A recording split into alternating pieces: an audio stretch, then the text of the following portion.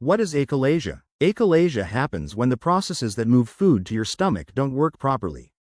For food and liquids to pass from your mouth to your stomach, two things need to happen after you swallow. First, the esophagus has to move the food along by squeezing and relaxing. Once the food reaches the stomach, a small muscle flap or valve at the bottom of the esophagus must open to allow the food to pass into the stomach. If you have achalasia, neither of these processes works well. The esophagus can't push food down. Also, the valve doesn't open up completely. This causes food to get caught at the base of the esophagus, like a clogged sink, and wash up back into your mouth. Achalasia is rare. Approximately 1 in 100,000 people will get it. It can take years to develop, and some people ignore the symptoms for years before they go to a doctor. Although the condition can't be cured, treatment will help you live with it. Achalasia causes. Experts aren't sure why achalasia happens, but possible causes are genetics, autoimmune problems, a viral infection, a loss of nerve function. Achalasia risk factors. People of all races can get achalasia. It's found equally in men and women. However, in cases where the condition is inherited, it seems to be twice as likely in men. It mainly happens in people aged 25 to 60 years old, although sometimes children have it. Achalasia is sometimes seen in people with Down syndrome.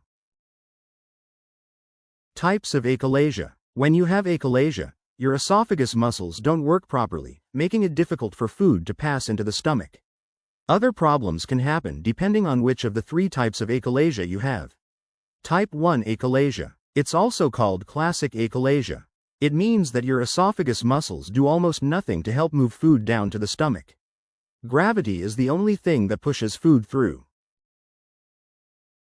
Type 2 achalasia. This is the most common type.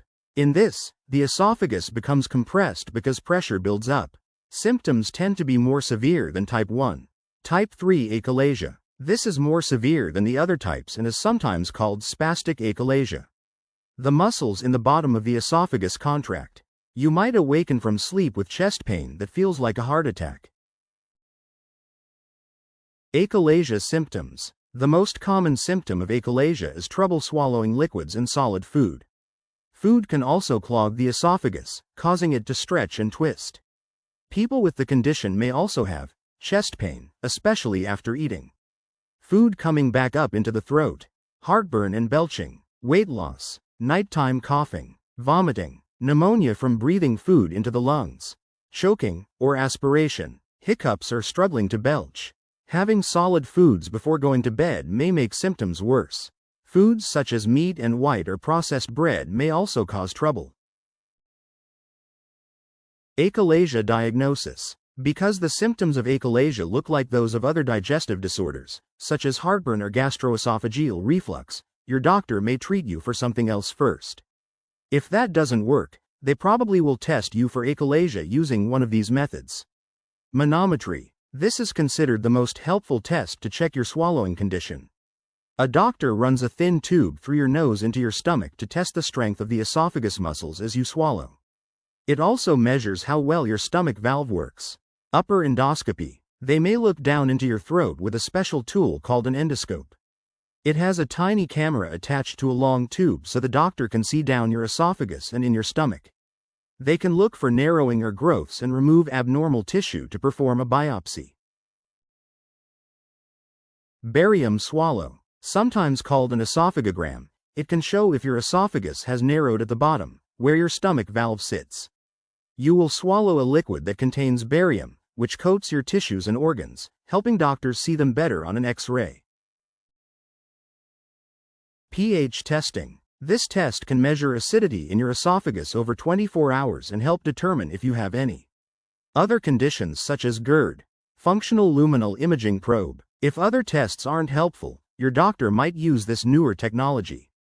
It measures the width of your esophagus and how well it can stretch. Achalasia treatment. The goal of treatment is to relax and stretch the muscles in your lower esophagus. This should help food and liquids move into your stomach. Your age, symptoms, and other health conditions can also help doctors determine the best treatment. Surgery. Surgery is the most successful achalasia treatment. With surgery, most people will get long-term relief from symptoms. One of the most common procedures is called a Heller myotomy. Most of the time, it's done laparoscopically using a scope with a camera and a light, along with other instruments. The doctor makes several tiny cuts into the abdomen and uses the surgical tools to reach the area they need to work on. The goal is to open part of the lower esophagus to make swallowing easier. Another surgical option is called peroral endoscopic myotomy, or POEM.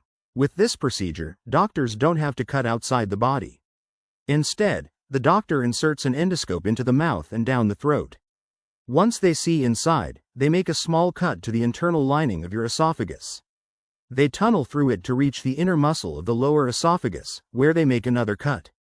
This helps make swallowing easier. Both these surgeries are usually successful, but they can cause acid reflux in some people who have it done. Non-surgical treatments. You may not need surgery for achalasia. Some things can help, however they may not work as well and you may need to go in for multiple procedures. Some options are injections of muscle-relaxing medicine. Your doctor injects Botox into your tight esophagus muscles during an endoscopy. This helps relax the muscles temporarily so you can swallow normally. Stretching the esophagus. The doctor uses an endoscope to insert a balloon in the valve between the esophagus and stomach. The balloon is inflated to stretch the tight muscles. You might need this procedure several times before it helps. Medication. 2 classes of drugs, nitrates and calcium channel blockers, work by relaxing the lower esophageal sphincter. This can help food pass more easily into your stomach. These drugs can decrease symptoms in people with achalasia, but they can cause severe side effects. The best treatment for you depends on a number of factors.